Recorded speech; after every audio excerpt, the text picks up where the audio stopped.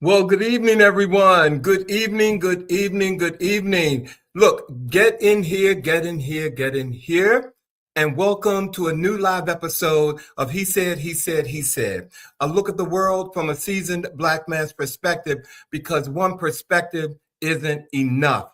I'm your host, Alvin King, and I'm so glad that you all are with us tonight. I hope you all had a great short week. And I got to tell you, I'm glad you're here starting your weekend with us tonight on our show. As we move into this weekend, I want to take a moment to remind everyone here on the East Coast to stay alert. Our first major snowstorm of the year is on the way this weekend, and it's expected to hit really hard. I don't know if you all remember, but this is the 10th year of Snowmageddon in DC or on the East Coast. And I know in DC, we had about 14 inches of snow. So please prepare, stay safe, and check on one another, particularly our elderly. You guys check on them and make sure that they're okay. Before we jump into the show tonight, I wanted to talk to you guys about something that really hit me this week. I want to speak directly to the men. Ladies, I'm speaking to you too, but many of us don't think like you do. So I'm talking to the guys tonight. We're at the start of the new year, and everybody's talking about, all the New Year's resolutions and fresh starts and whatnot. But I want to challenge you to focus on the one thing that makes everything else possible: your health. And let me be clear. Going to the gym, guys, is not an antidote for good health. Having a cute little body that looks good and that everybody wants to grab on and pull on is not the same as being healthy. Real health comes knowing what's happening on the inside of your body. And that means going to the doctor, knowing your blood pressure, checking your cholesterol and blood sugar, getting your blood work done, getting your prostate screenings checked. Okay, you got to make sure you have those screenings, and getting your eyes checked also. And if you're at that beautiful seasoned age, schedule that colonoscopy. All right, guys, too many men, especially young men, are dying far too early, not because they didn't work out or anything, but because they didn't get checked out. Let me say that. They are dying really early, not because they didn't work out. It was because they didn't get checked out. And, I do this every year in January and February. I go to all my doctors and get my health checked just to reset and focus for me. This year, I'm going into my 67th year, and I'm grateful. I got a clean bill of health. I feel great. And that's because I chose to put my health first. So if you hear nothing else from me right now, I need you guys to hear this. Your life is worth the appointment. All right? Your life is worth the appointment. And I hope you take heed to what I'm saying. All right. So let me talk about tonight's show, okay? Because our show tonight, in our segment of We See You, we are honored to welcome a filmmaker whose work is making history by telling queer stories in a place where visibility itself can be revolutionary. Dr. Kamisi Adebisi is the creator of the groundbreaking Nigerian BL web series Boys Like Us. It's a show that has sparked conversations across borders, cultures, and community. And I got to tell you guys, this is his first U.S. interview.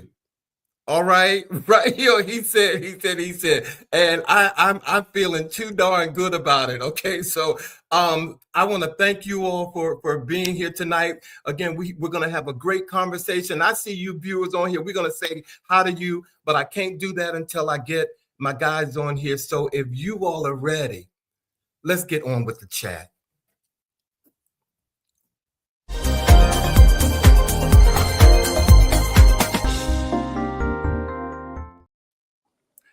Gentlemen, bonsoir. Happy Friday. Happy Friday. Sean, look, you put a little scarf on him and he goes straight up Hulk couture. Okay. Buenas noches, mi amigos. He's so international. How you guys doing tonight? Muy bien. Konnichiwa. Oh my Jesus, Jesus. Country. Okay. Oh my Jesus. Hey, look, before we get say it again, Bobby. Glad it's Friday. And as you mentioned earlier in the intro, you know, we're all here in the DMV and we're kind of gearing up for this snowstorm that's heading our way. Yes. Hey, everybody, folks. And Hey, thank everyone. you for birthday wishes. It was a great weekend. Thank you. Patrice came on early at 6:58, y'all, before the show started and said, happy birthday to Bobby. Patrice, you know I love you. Thank you. Rodney, hello. How you doing? Let me see. Who else do we have here? George Pringle, Michelle Bowie is here. The Bryant is here. Let me see who else. Monica Pleasant is here. And people, come on in. Come on in. And while you all are coming in here, I want to tell you all, and I don't know if any of you all know this or not, but I want to take a moment to put our hands in the air for the 16 Oscar nominations that the movie Sinner has received this week. Ryan Coogler's blues-steeped vampire epic Sinners made Oscar history by earning 16 Academy Award nominations, the most ever for a single film in the Oscars' long history. That total surpassed the previous record of 14 nominations, which was jointly held by All About Eve, the movie with Bette Davis in 1950, Titanic in 1997, and La La Land in 2016. Bobby and Sean, how y'all feeling about this? Well, you heard me. You heard me say it earlier. I pray that this is not another repeat of The Color Purple. Was it 1984 or 85? Mm-hmm. Well, we're gonna put some energy out there, Sean. We're gonna make sure that it ain't that. So put it out. Come on. I need to feel. I want to. Are you excited about this? The 16 nominations. First of all, I mean, they're looking good. I'm very excited. I think, you know, I think that many people were very concerned that it was not going to be acknowledged for the accomplishment that it was and is. As I said, it's going back into the movie theater. So those of you who may have missed it in one way or another will have the opportunity to see what all the fuss is about. But it's exciting, and it's always nice to break a record. But as Sean said, the nominations versus the awards are two totally different things. Two totally different things, but we're going to stay positive about it. And yes, I don't know if they can hear us, but us here at He Said Live, we are sending positive thoughts to them, and we hope that they take home 16 awards. Amen. Amen.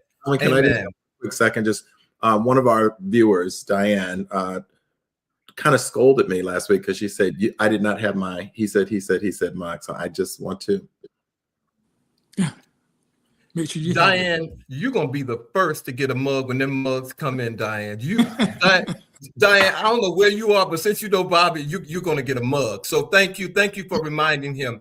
Guys, and viewers, again, welcome to the show. This week in our chat topic, with all the stuff happening in the world right now, with people being angry and divided and going back and forth online in real life, it makes a lot of us wonder. So for our chat tonight, here on He Said Live, we're asking the question, when is too much too much?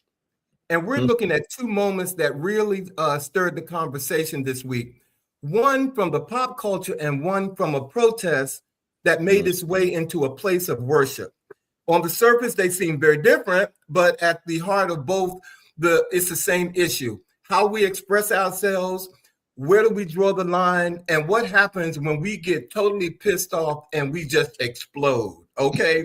So I'm gonna, Bobby, if you will, can you just share with the viewers some facts about our first conversation tonight? Absolutely. So the question is, when is too much too much? And we've got a really interesting situation right here that we want to go into. And it includes two well-known folks. Rapper Nicki Minaj launched a very heated social media attack on journalist Don Lemon, using a homophobic slur and calling him disgusting. even saying that she wanted him in jail. Her comments came after Lemon live streamed coverage of a protest that had disrupted a church service in Minnesota. So Lemon responded by calling her comments ignorant and bigoted, urging her to stop talking about things she doesn't understand. So the feud is on. Let's say shots were fired. And Norman, you want to put that first question up for our viewers? Okay, it is coming. That first question is: Do you think Nicki Minaj's actions were justified? And we can't say what she called Don Lemon because it was disgusting. It was pretty vulgar for what she said. But Sean and Bobby and viewers, I want to ask you guys: when someone goes from disagreeing to tearing people down, what does that say about how we talk about each other now? Well, I've always felt that we currently live in a culture where people struggle with boundaries. They feel like they can say and do whatever they want, and it's always going to be okay. And you guys have heard me say before, I think that a lot of times we are what we ingest. And when I saw the rise of television shows where people are always just accusing each other, showing up and who's the father, who's this, and cussing people out, and and then the Housewives of Pick a City where everybody's flipping tables and calling each other all out of their name. That when we see this and we highlight that and emphasize that, I believe we normalize that kind of behavior. Because there was a time when you would never publicly say some of the things that you say to people that people say now without even thinking twice about it. So I think it's the result of lack of boundaries and normalizing behavior that we should have never allowed to become normalized. Yeah, I agree with you, Bobby, 100%. And this is way too much on the part of Nicki Minaj. Here's the thing, though. Why did she not go after D.L. Hughley? Why did she not go after the folks at Native Land Pod? Angela Rye, Andrew Fulham, and Bakari Sellers. Yeah. So why didn't she go after all the others who are out there speaking on this issue? It's because Don Lemon has more than 1 million subscribers on YouTube. And Don Lemon is going to be out there on the streets. And this is a way for her to continue to be out there to make folks think that she's really behind this whole MAGA and this whole conservative movement. It's a facade. She's spiraling. She's looking for some kind of attention. And you're saying she's not relevant. I'm sorry? Like, essentially, you're saying she's not relevant. She's not relevant. Again, like the question says, she's doing way too much. It's too much. I'm going to take it a step further to what Sean said for the people who she didn't go after. The fact that she went for Don Lemon, who's openly gay. She went directly for his jugular and not the other two who are not, to my knowledge, openly gay. Right. So I agree with you. It does have everything to do with the viewers and her, riding somebody's coattail to get more attention since hers is going away. But it was, to me, it was a very homophobic approach to what she did. And so I don't want to discount that at all. So how do you guys know when someone is just being passionate or when they've gone too far? Well, I can tell you that by going to the next story, if you don't mind me, or the second part of the story. Well, we don't want to go there yet. We don't want to go there. We don't want to go there yet. We want to stay here and answer that question. So, how do you know when someone is, not being passive? Because I don't like passive aggressive people. So I don't like when people. I'm a passionate person when I talk about things. So I know how that can be misinterpreted. Especially, don't ask me nothing about production because I'm gonna be passionate with you. You're gonna get mad. So, but I understand how I've had to tailor that so that I don't leave people thinking, "Damn, is he calling me stupid?" You know what I'm saying? So I don't think that you can be passionate and not be rude or not be dismissive or not be. You can be passionate and not be dismissive of people and all that kind of stuff. I think it is incumbent upon the person to be able to kind of embrace their own passion and be very committed to what they feel and what they believe in. But but still realizing that if you're in an exchange with another person, it's incumbent upon you to also kind of read the room if you want the conversation to continue. If my passion seems to be shutting you down, then it's no longer an exchange. It's just me arguing or me, pushing my point. So I think passion is a good thing. I love passion in people in a variety of ways. We're going to leave that there. But you can still do that with while still being respectful of another. With tact. You can be tactful. Yeah. And with Nicki Minaj, this is not passion. This is actually what people do when they are in a fighting stance. Absolutely. She's projecting. And so if she was passionate about this particular issue or the church, where was she 5 years ago? Let's not even go that far back. Where was she even 3 years ago? So for folks who are passionate about given issues, they have been passionate about that issue probably for most of their entire life. I'm very passionate about journalism, and it's been in my blood since I was probably like 13 years of age. Okay. And so that's passion. What she's doing is fighting. Yeah. And her choice of words, the vitriol that she throws at Don Lemon, have very little to do with the issue. It's all about him personally and his sexuality. Exactly. Yeah. Well, because Sean, look, this story is going to tie into our next story, and Sean is anxious to do it. Sean, if you will, just for our next little segment that we're going to move into, give people some of the key facts that are associated with this next story. Yeah, and this next story is all about passion because it involves some activists who are very passionate about the work that they do in Minneapolis, Minnesota, St. Paul, Minnesota. And so basically, as you all know, there was a protest that took place at a church where Don Lemon was also reporting on the protest. Okay, so the protesters entered what they call City's Church in St. Paul. The protest was led by attorney Nakima Levy Armstrong. Okay, so they were in the church saying things like, ICE stay out, justice for Renee Good. They were protesting at City's Church because one of the pastors by the name of David Easterwood leads an ICE field office. And so they were protesting the fact that you have a pastor at this very wealthy church in St. Paul, has a pastor who is basically leading the effort to have its residents removed from the streets and from their homes and shipped off to who knows where. The protest garnered 3 people being arrested. Like I said, I mentioned that the attorney, Nakima Levy Armstrong, she was one of the people who was arrested. You may have also noticed that the White House and the DOJ, the FBI, posted an AI altered picture of Miss Armstrong crying. This is what they're doing. And the picture, of course, was false, and she actually wanted to turn herself in, but instead 50 officers showed up to her home with her husband to try to take her in, even though she was going to volunteer to turn herself in. Okay, now, look, I want to make sure that we get to some questions. So that's the gist of the story and where we're going with this that ties into Nicki Minaj. And so my question to you and Bobby about all this is there ever a time when free speech goes too far, especially in church or a sacred space?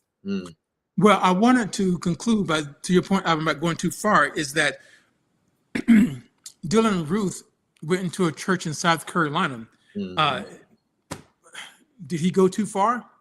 I would say HELL, yes, he did. So them going into a church in St. Paul, I don't think that was a bit too much, because none of this kind of outrage came when 9 people were killed in a church in Charleston, South Carolina. Right. I believe I'm a very religious and spiritual person. I believe in the sanctity and the sacred space of churches. I think that there is something to be said about protesting outside of a church versus inside of a church. So I personally I don't see myself participating in a protest inside of a church because I just respect that space. Many protesters are, their goal is to create friction and to create change. So it's not always a negative, but it's to create change. So I can understand that some people felt that maybe being outside would not be as effective as going inside. But it just also isn't just any church. It was a church, as you said, where the pastor is a field agent for ICE agents who are out here disrupting communities. And so I can see where people have said, well, it's not about niceties or being appropriate or whatever. We're going in there to let this man know that we have little appreciation for what he's doing and we want ICE out of our city. So I just say that to say that for me, the sacred space, just like what the situation that Sean presented, as well as this, is like going into a church and doing something of this nature, for me personally, feels much. Like they've gone overboard. Is that what you're saying? Much means they've gone overboard. It's a step beyond what I feel comfortable doing in terms of I've protested and I believe in peaceful protests. I do.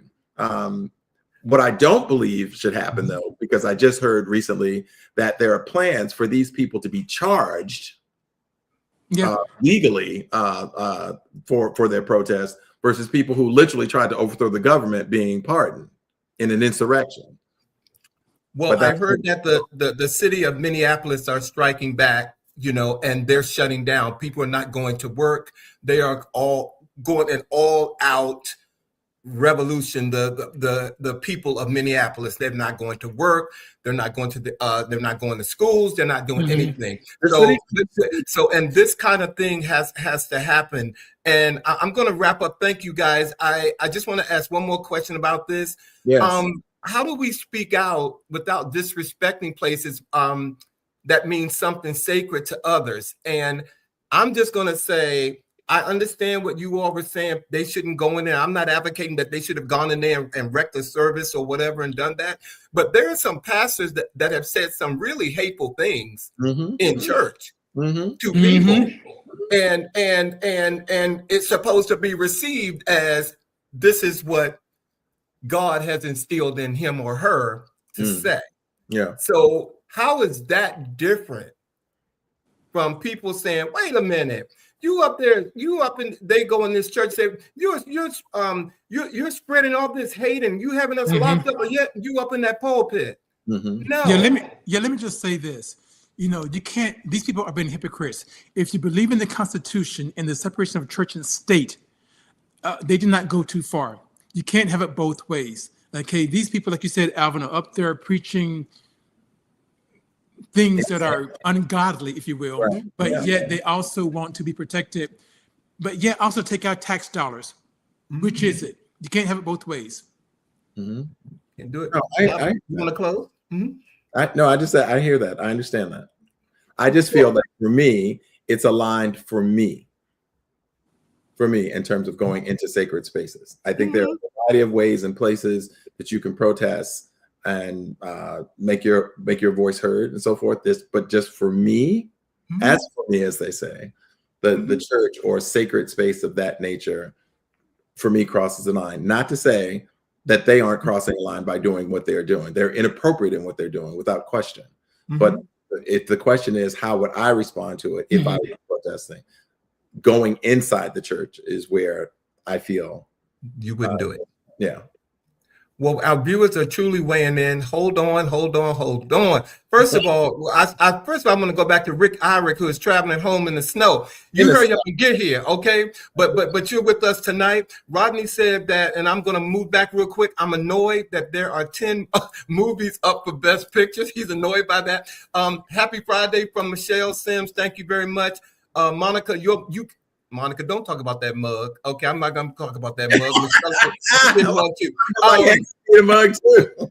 Rodney says, Patrice says, hey, I want him. Oh, she want him up. Rodney says that that this was justified to him, that what they did.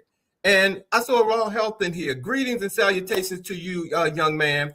And Raw Health said, ACT UP members protested in the 80s inside of a church to promote a worthwhile cause, and I say yes. And that was AIDS. They were protesting the inequities around AIDS, and I completely get it.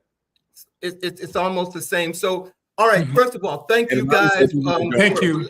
Having this conversation about too much is too much. And, you know, I just want to wrap it up by saying that tonight's examples might feel different, a celebrity feud and a protest inside of a church, but both challenge us to reflect on what we value most: freedom of expression, respect from for others, and how we disagree without tearing apart the fabric that allows us to coexist. That's what we're asking tonight when we want to talk about when it's too much, too much. So again, Bobby and Sean and viewers, thank you so much for weighing in on that. That's beautiful. Yep. Are you all ready? Because what we're getting ready to experience tonight has never been done before, and so you know, it is a first. It is the first, and we have a special guest here, and I can't wait to talk about him and all of the work that he's doing with his new show. So if you all are ready, can I introduce Dr. Kamisi Adebisi? Please. All right. Ladies and gentlemen, Dr. Kamisi Adebisi is a Nigerian screenwriter, filmmaker, and creative executive, redefining queer storytelling from the African continent to a global audience. Born and raised in Nigeria and originally trained in medicine, he brings over a decade of experience creating bold, human-centered stories. He is the creator of Boys Like Us. I've seen it. You guys got to check it out. A groundbreaking Nigerian BL web series on CARMSEE TV. You can go to on YouTube, and a creative executive of CARMSEE Media and Entertainment. Ladies and gentlemen, for our We See You, please welcome Dr. Kamisi Adebisi. Welcome. Hi. Yeah, just a good evening. Yes. Mention, he is not around the corner coming to us. Okay. Ladies and gentlemen, Good evening. Dr. evening, Adebisi is in Nigeria, and they're 7 hours ahead of us. So I need you all to put some clicks in that, okay? He is 7 hours ahead of us. So thank you for being here, my brother. Thank you. And congratulations. You're welcome. Thanks. Wow. Well, I'm going to kick it off, and Kamisi, do me a favor. I'm just going to ask you just to speak louder because I want to make sure that they hear everything that's coming out of your mouth tonight. Okay. I don't want them to leave with anything. And again, it's an honor to have you with us. So, Kamisi, for our viewers who are just discovering you and the show, you know, what is Boys Like Us about, and who are the four young men at the center of this web series?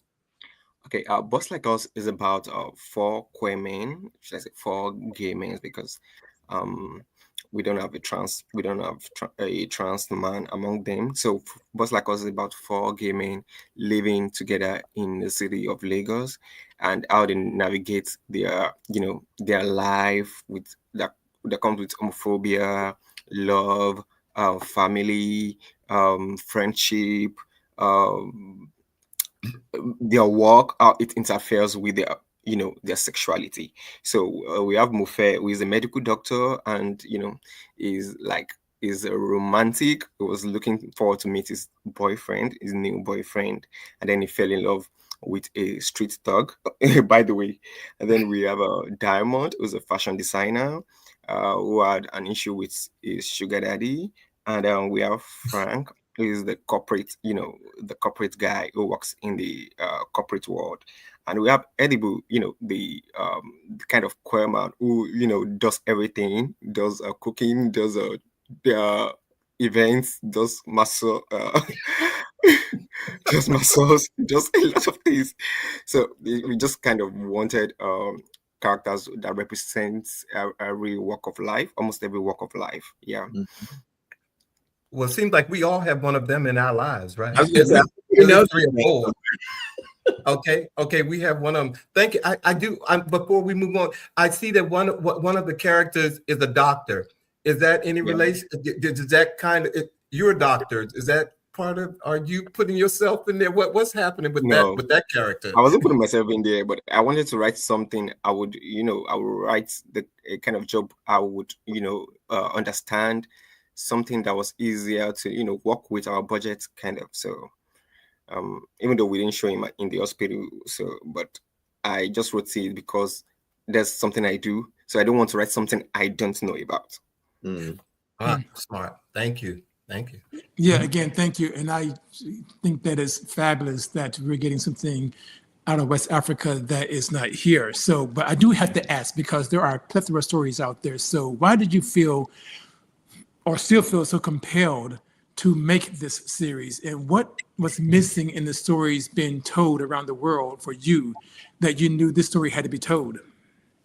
Okay, growing up, most people, they look up at Noah's Ark, all those. So, in Nigeria, the queer reality, the reality of LGBTQ people is kind of different from what we have, what you guys have in the United States of America.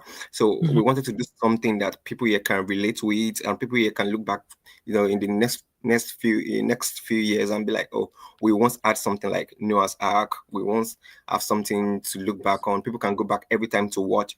When queer kids are growing up, they can go back to watch it. So that's why we have to do this, and we wanted to do it in our own reality, even though we tried to avoid some sensitive topics.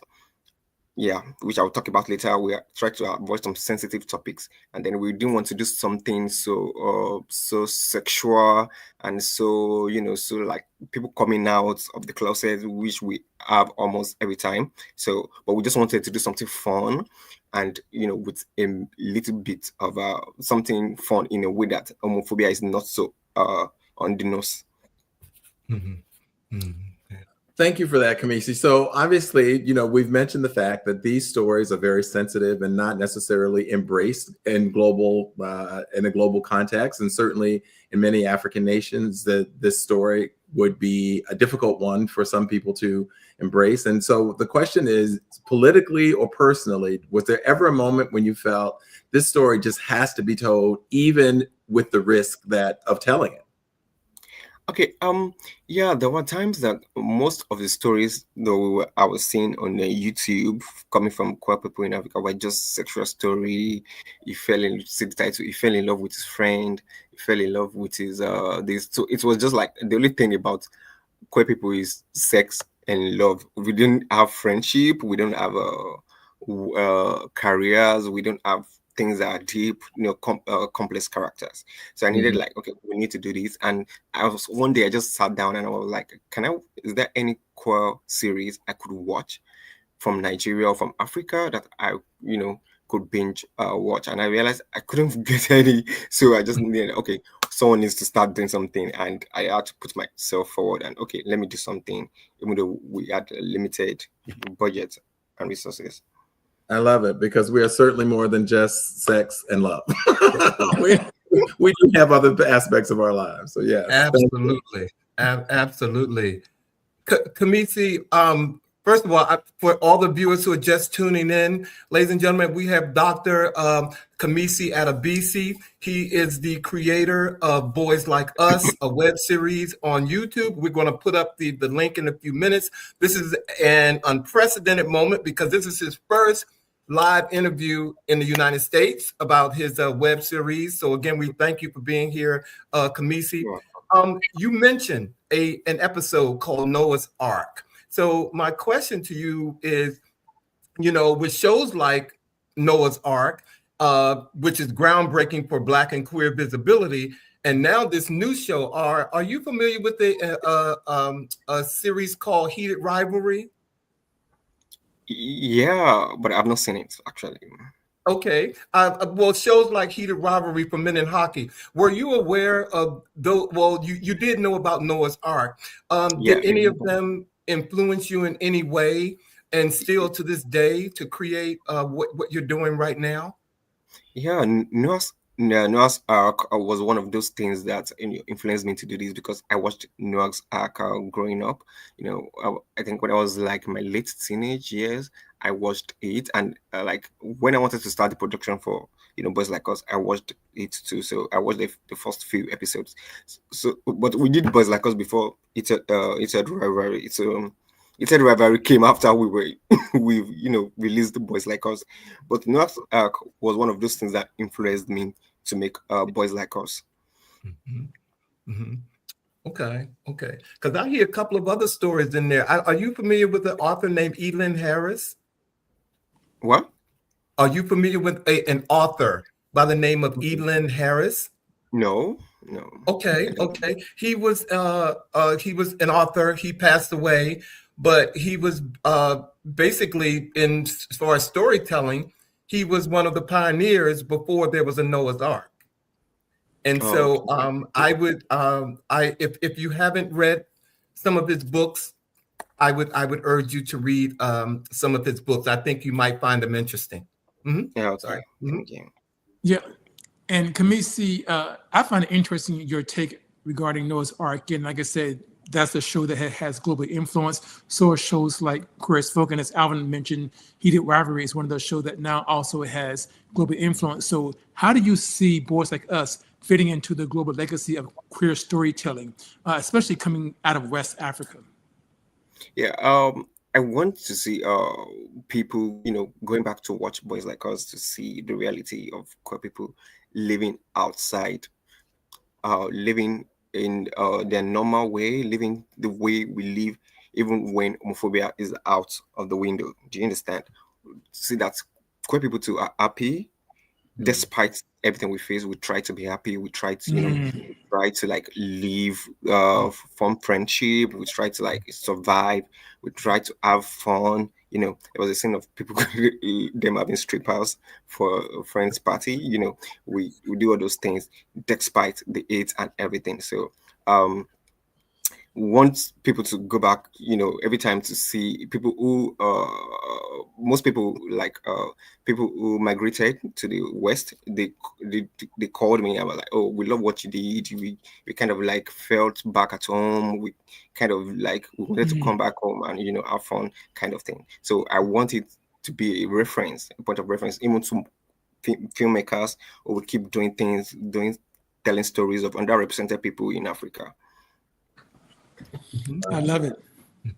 Well, making films is not an easy task. So I'm kind of interested in you sharing with us any challenges that you encountered in producing Boys Like Us, whether it be creative, financially, societal, what those challenges might have been and how you pushed through them. Okay. Firstly, we had financial challenges. So no filmmaker would not say they do in Nigeria, especially in Africa. We have financial challenges making movies, and especially this one was kind of difficult. We spent over the budget, kind of. But my producer and my director, they came through, they did everything to make sure it happened. It came alive, and we had to pay people way below their rates. So we just had to put everything together, put resources together. My producer and I, we had to fill some departments where we couldn't pay people. We had to join. Well, I'm gonna assist you with this. I'm gonna do this for you. So we need to pull resources together. And with societal challenges, we didn't really have any societal challenges because, we were in an apartment making a film and nobody came to ask us, oh, what kind of film are you making? But I was kind of worried that I don't want the film to get to the wrong audience and, target the cast and the crew members. Yeah. So you were producer 1 minute, writer the next minute, cameraman the next minute. Yeah. A little bit of it all. Yeah, a lot of people, I couldn't do it alone. So there are a lot of people who had to do a lot of things to get their hands dirty. Well, I'm going to say that this is a testament to you, Kamisi, being somebody who I call myself a creator. And when you are creating something such as something like this, your show Boys Like Us, and you have people who are loyal to you, who are a part of the show, and they're doing 3 and 4 different jobs to make this show run. That's a testament to you and the type of person that you are. So I applaud you. And I've seen the series, and you are making it work. You are making it work. And I know you do it, you say from inside your apartment, but it don't look like it's inside your apartment. It don't, so you're definitely doing what needs to be done. And again, I applaud you. So Kamisi, Bobby kind of asked this question, but I'm just going to go a little bit deeper. What does it mean to tell queer stories in Nigeria where representation can carry real world consequences? Yeah, the telling stories is a form of our representation and a form of our activism, to tell people that we exist, we are more than what you think we are. We are human beings. We have lives. We have there's more to us than the identity you've given us. You think we are. So it's a form of activism. It's a form of telling people that we are here and we are here to stay. So that's why we tell underrepresented stories through filmmaking. Ooh. Yeah, and I have to say this, and I apologize, Alvin, but Oh no, go ahead. Yeah, I wish more people understood that when it comes to film and television and the power of it, no matter the scale, like because you mentioned your budget and what have you. So storytelling is crucial. But let me go back to my question regarding that, because again, I admire what you're doing. I wish I had your courage, to be honest with you, but I don't. But we all know that you're in Nigeria, of course, and that you're trained in medicine. So how have your experiences shaped the way you tell the story, the way you are producing your show? Yeah, because through my as a medical doctor, I've come across a lot of people, especially people from underrepresented communities. In Nigeria, we have tribes that not a lot of people know about. You know about 3 tribes, the major tribes, and there are some people like you meet them and be like, oh, this kind of people exist. Do you understand? And you learn about their culture, and you know that they don't really know some things that could affect their earth and all that, and you kind of put them through. So I learned that I can use my career as a filmmaker to tell stories of these people, to tell diverse stories of things I learned as a medical doctor. And it makes me, my interaction with people made me to understand the psychology of a human being, the psychology of existence, how people behave, how people react when you tell them things, how people react when you educate them in a fun way. You don't have to try to enforce them, but you tell them in a fun way by storytelling. You tell them, oh, I've experienced this patient who took this medication and she got better and this and that, and you guys laugh about it, and they are glad and they meet you, and I've learned that through the power of storytelling you can heal someone. And so I apply that into my activism, that through the power of storytelling I can tell people that this is who I am, this is what I deserve respect, I deserve to be to be given an opportunity to speak, to be seen. Yeah.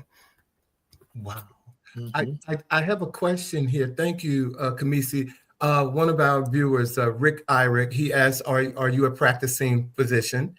Yes. He asked, are you still, and your answer, did you want to answer that to him? He said, are you still a practicing physician? Yes, absolutely, practicing physician. How do you, I guess I know I multitask. I have a lot. We all work jobs. You know what I'm saying? That seemed like a lot to balance. How do you find the balance to do that and find that space that you carve out to create? Okay.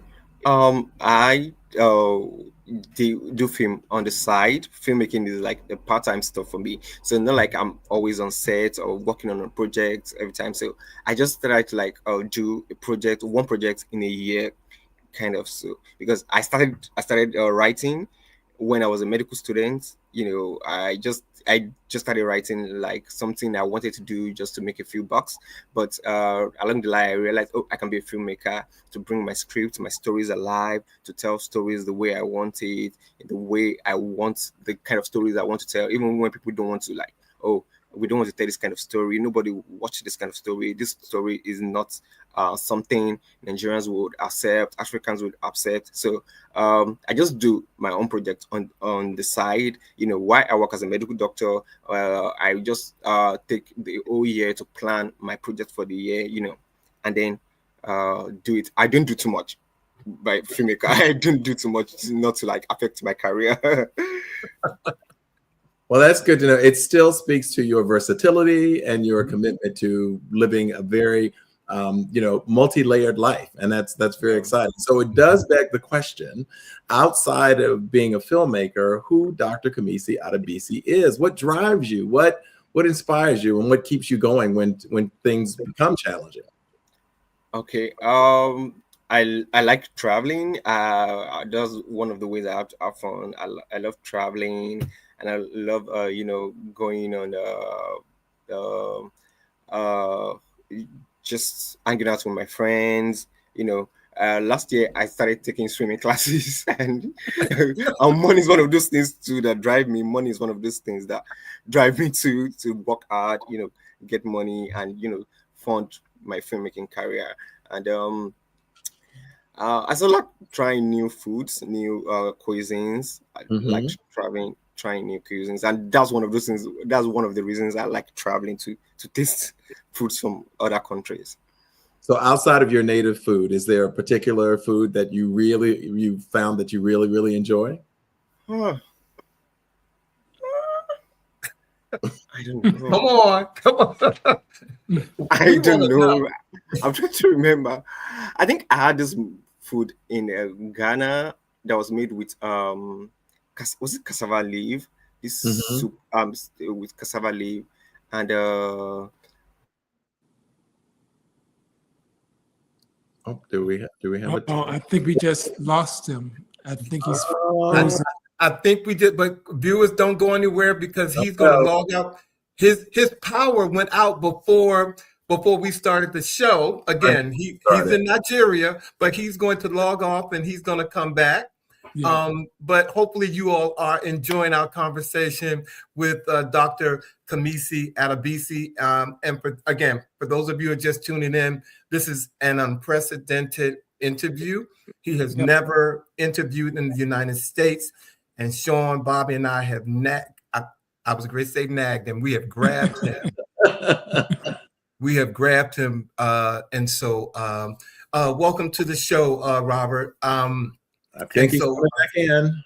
Huh? I think he's trying to get back in. Yeah, he's trying to get back. He's coming, but they're 7 hours away. So if it's 8 o'clock here, you all do the math. And we asked him what was his friends watching tonight. He was like, well, he's like, no, they're asleep. Well, there he is. Okay. Oh no, that's okay. Okay. I think my device went off. I had to like connect with another device. Can you hear me? Yes. Okay. Thank you. So thank you. Yeah, the meal. I've forgotten the name of this soup from Ghana. So I had it with yam. So it was one of the I think that's the best food. That's not my local dish that I really like, and I can't wait to have it again. Well, have you been to the United States? No. Okay. Well, put that on your list. Not yet. Wait. Not yet. Exactly, not yet. Yeah, not yet. So I'm sorry. So go ahead. Go ahead, Sean. I'm sorry. No, it's all good. I mean, I don't want to lose a brother by coming to this country. Okay. So, but okay, yeah. So you said you love to travel, and you say you love good food, and I'm curious about the response of your program throughout the Black diaspora. What has the response been like for the Nigerian audience, the diaspora, the global viewers? What kind of responses are you getting? Okay, we've been getting positive response and responses, and most people will be like, "Oh, thanks for doing something of this quality." That most short films, web series they've seen are poor quality, and they are glad that we are telling stories not in the way that we are only capitalizing on the homophobia, coming out of closet, people committing, suicide because of the sexuality, but we are telling our stories in a fun and in the friendly way. And there was a time we went viral on the American queer Twitter, and we got a lot of views from the United States of America.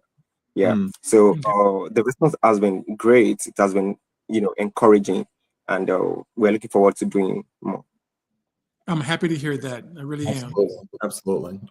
Representation does matter, and it makes a difference. So it begs the question, Dr. Adebisi, what's next after Boys Like Us? You said that you plan out your projects in advance, and you do that to balance being a practicing physician and filmmaker at the same time. So what can we expect next? Okay, I think we are trying to make season 2, the second season of Boys Like Us now, but we are just kind of financially not capable right now. We are looking for funds, and that's what is stopping us from starting to work on season 2 of Boys Like Us. So for now, it's still Boys Like Us. Yeah, this year I'm looking forward to doing season 2 of Boys Like Us. Excellent. Well, if you need any American characters, here are 3 actors right here that. No, I'm not a thespian. I'm not a thespian. I will travel. I will travel to Nigeria, and you write a part for me. I'll come up in there. I promise you, because I do plan to travel that way next year. So, thank you for that. I did want to go back to something real quick and just ask you something about,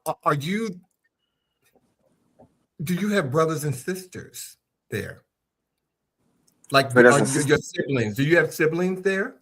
Yeah, I have siblings. How many siblings do you have?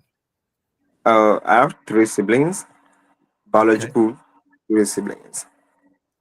And are you the youngest or oldest of the siblings? I think I'm the middle child. I'm like the third of 4 children. Okay, because you're giving off, I'm a Gemini, you're giving off some strong Gemini characteristics. I don't know if you know anything about horoscopes, but you are giving that off. And I want to say something. And I think it's Angels. Charlie's Angels did have a question. Did creating the series change how you relate to your identity? And did it give you any hope for the future of queer people in Nigeria? Great question. Very good question. Okay. I don't think creating the series changed how I relate with my identity, because I've always been this person, fierce person who would never care what anybody thinks about me, and that was one of the things that gave me the inspiration to make the series, because I just want to put it in everybody's face. I want it to be there that we have a history. In the future, if anybody comes, I want to see things about queer people in Nigeria, you can reference to Boys Like Us and all that. And I think this is inspiring more filmmakers to do something like this, because people have been they've been asking around, how much did you spend to do this? What did you do to do this? How can I do something like this? What have what did you go through to do this? So I think it's inspiring people, upcoming filmmakers, and people who are not bold enough to come out and do something like that. Thank you. Well, as we near this this interview with you, again, let me just say one more time. Thank you, thank you, thank you, and congratulations to you, because you are doing wonderful things, and your spirit, just to communicate with you while we went through setting all this up, it was just a sheer joy. So I hope we are representing you, and for your folks that are in Nigeria, they are looking at us in a positive way as we celebrate you. And my last question for you before we let you go, Kamisi, what do you hope Boys Like Us gives to someone watching tonight who may feel unseen or unheard? Okay. I just want you to know that you are more than what people think of you. You are more than what people think of you. You are an whole existence. You are whole being. You have a life outside of what people think of you. Whether they think whatever someone think of you, you are who you are. Oh my gosh. Ladies and gentlemen, It's what you think of yourself. It's what you think of yourself that you will project, and you just live your life. Don't care about what anybody thinks of you. It doesn't change anything, because sometimes when you think, oh, what do people think about my sexuality? What do people think about the way I dress? What do people think about the way? It doesn't do anything. They don't pay your bills. As long as the person doesn't pay your bills, they don't feed you. There's nothing they can do. And the hate people project, it's from themselves. It's not from you. You are not the one causing them to hate you. It's because they can't tolerate your fierceness. They can't tolerate your joy. They can't tolerate your happiness. They can't tolerate your existence. That's why they hate you, and not because you are the one projecting hate to them. Thank you, thank you, thank you. And you know what? I gotta give credit to someone.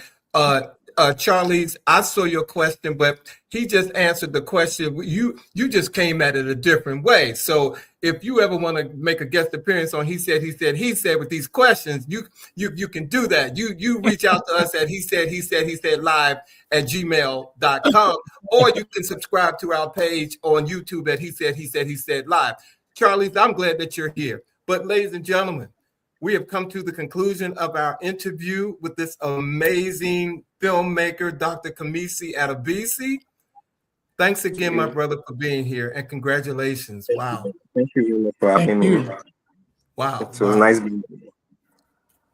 Well, you made this unprecedented visit, and so we're grateful that you're here. So don't go away. We're going to bring you back on before we close. But thank you again for being here tonight. Really do. Thank you. What an interview from across the world. Yeah. Across the world, and he didn't even look sleepy. Yeah. Okay, he didn't look like he was tired or anything. But he said something several times that ties so directly to our words of the week this week. I loved it. I mean, amazing. Of which, okay, ladies and gentlemen, first of all, before we let you all go, next week we will be back with another live episode you don't want to miss. Our show, Meditation, Magic, and Manhood, the transformative fiction of author Douglas Bell. You guys want to know about this brother? He got a story to tell you, and he will be with us next week. And so we are looking forward to the conversation with Douglas. And if we can have Kamisi to come back to the stage or to the platform, I want to go out with our words of the week with him that Bobby so graciously found for us this week. Embrace your authentic self. Your true power lies in the freedom of not caring what others think. And I think that was just reiterated by... He said it like 3 times. He said it. Those are our words of the week. So, ladies and gentlemen, all of you, thank you, Michelle, all of you who have came on, whether you're on YouTube, we don't see you or whatever. Thank you all for being here tonight. And don't forget, go to our YouTube page at He Said live on YouTube, and click and subscribe and get notifications when we're about to go live. Please do that. But until next week, ladies and gentlemen, have a great week. Remember, it's going to snow And we'll see you next week for a new episode of He Said. He said. He said. Ciao. Good night. Good night, Kamisi. Thank you He's so putting his much. name too.